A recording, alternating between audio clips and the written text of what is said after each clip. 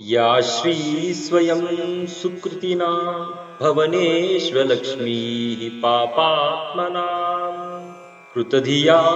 हृदयेषु बुद्धिः श्रद्धा सतां कुलजनप्रभवस्य लज्जा तां त्वां नतास्म परिपालया देवि विश्वं या मुक्तिहेतुरविचिन्त्य महाव्रता त्वम् अभ्यस्यसे सुनियतेन्द्रियतत्त्वसारैः मोक्षार्थिभिः मुनिभिरस्तसमस्तदोषैः विद्यासि सा भगवती परमाहिदी दुर्गे स्मृता हरसि भीतिमशेषजन्तोः स्वस्थैः स्मृता मतिमतीव शुभां ददासि